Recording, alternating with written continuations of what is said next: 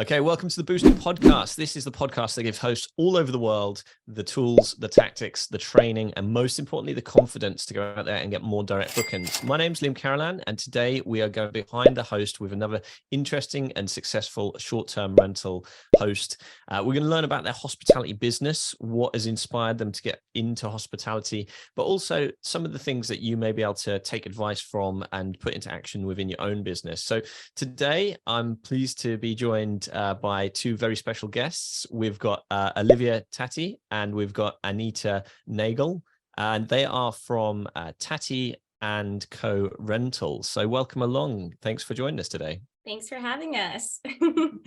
So let's get started. And if we start with yourself first, Olivia, if you can give an introduction to yourself and the business in general. Yes, for sure. So we actually started Tati Co in about October 2022. So pretty recently. We currently have one short-term rental under the business, hoping to get under contract on our next one here this week. So yeah, and I guess a little bit of background about me. I used to be a chemical engineer in the oil and gas industry. Was in the industry working full-time for about 3 years, but quit my job right when we started this business. I actually have my own duplex as well in New Orleans, and that's how I kind of started off with the short-term rentals. I house hacked, short-term rented out one side, lived on the other side, and now I'm midterm rent out my side. So yeah. Nice. I like it. And coming across to yourself, Anita, if you could give yourself a introduction and also what your role is within the business. Yeah. So Olivia became obsessed with real estate like 2 or 3 years ago. And I was kind of her sounding board. I'd wake up to like 50 texts just about real estate. And then in October, she was like, you know what, I'm ready to do this. Do you want to partner with me? I said, yeah, I mean, after all that I've heard from you, like I'm ready to go. I still, have a day job. I work in marketing as my day job, but hoping to go full-time eventually with Tati Co. My role here, Olivia does a lot of the growth, and then I'm kind of more on the operations marketing side. So when it comes down to the business is quite newly formed. So what we're going to be doing today is diving into why short-term rentals and also the model that you use at the moment. So is this property that you've got your first one, is this arbitrage? Is this owned? What's the model look like? Yeah, so we own it, but we bring in private money to fund the deals, or we partner with the other folks to fund the deals. So we do all the work. We're the boots on the ground. We're the ones finding the properties. We're the ones managing it. We're the ones rehabbing it, and we DIY a lot of it ourselves. But then we find partners or investors to bring in the capital, basically. That's good. That's good. And we can dive into that. Certainly, that's more the real estate side of things, which I know you're very strong on. So you've formed this business and you've decided to go all in. So the two questions I've got for you, let's start off with why short-term rental? What was it that about short-term rental which was attractive? Yeah, I mean, I think I can go first on that. So I, as Anita said, have been obsessed with real estate since basically the pandemic, right? I think a lot of people kind of reevaluated their lives, right? And for me, I was listening to Bigger Pockets obsessively and I still do always. But the long-term rental side of it didn't get me as excited. Short-term rentals, we love decor and design. I don't think that's ever going to be something we actually hire out because we really enjoy it. And you can just get so much more creative with short-term rentals.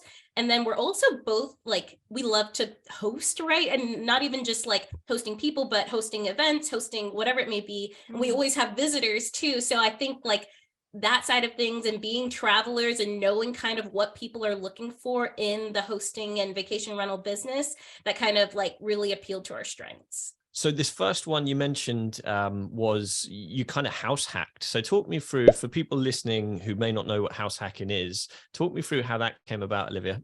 Yeah, so basically house hacking is when you buy a property. It could be a single family home. It could be a duplex. So the thing that I guess is most common is people will try and buy either a duplex, triplex, or fourplex, so a small multifamily property. The cool thing about that, at least in the US, is you can use an FHA loan where you put 3.5% down, which is awesome because it's not that much money. And then you rent out the other units, or you rent out other parts of your house and then you live in part of it to decrease your living costs. So I was actually able to get all of my living costs and cash flow off of it by short-term renting out the other side, which is pretty awesome. And then I also came out of pocket with it $0 because I was just able to leverage a bunch of different things. Like I was a realtor, so I rolled my commission into closing costs. And then I also got a 401k loan. And then also using the FHA loan, it just wasn't really that much cash. So it's like I had the cash, but I was like, how can I take it further so I can put money into the next property and build a business and everything? Was there a scary moment before you both went into business together, and how did you know this would work together as business partners? And I've gone slightly off script here, so yeah.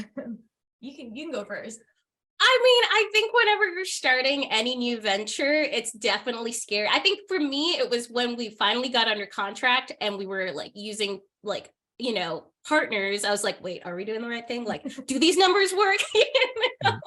And I think it's just like remembering that you understand the fundamentals and you understand the basics.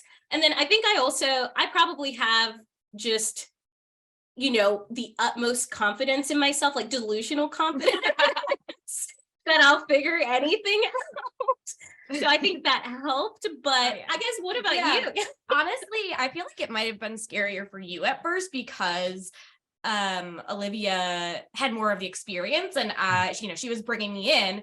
And I'm like, I trust Olivia with my life, like, sure. So it was kind of all on, you know, her. I feel like the confidence portion. But I feel like there wasn't ever really a moment of doubt. Like, as soon as she asked me if I wanted to partner, I was like, yeah, let's go. How do we make this work? We're both very, like, we can figure out anything type people. When we got our first property, we were sleeping on air mattresses on the floor with no plumbing, no heating for a few days. And like, still generally cheery dispositions. And I was like, if we got through that together without even snapping at each other once, like we can get through anything. How did you know this location was going to work? Was there any kind of softwares or anything that you used, or is it more of a experience-based thing, or was it a hit and hope? How did you find this location? Yeah, so it's a little bit of everything. So this location was never really on our radars. We're always kind of scouring different markets, and there was one property, it was like a cute little A-frame kind of close by to here that popped up. And I like subscribed to this one email list called the Offer Sheet or something like that. I actually don't remember it. I don't really use it too much anymore, but when we were originally just trying to figure out our market, and we decided to look into that property, and then we looked into the area and we're like, wait, it's right next to a national park.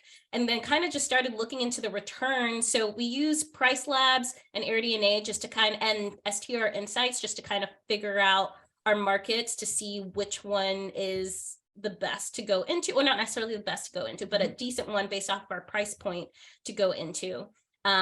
Just because we were also raising private money, right, for the first time. So it's not like we had hundreds of thousands of dollars to work with, you know, we're like scrounging just to find investors.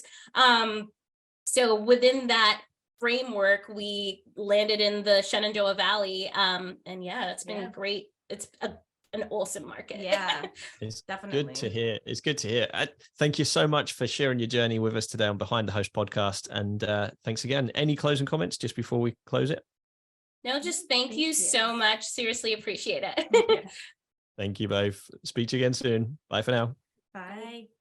Having a blast, gonna get it on the Bruce Lee podcast. Bruce Lee like Bruce Lee, cause it's so hard and the T is loose leaf. Making up those rhymes, don't write it, just do it loosely.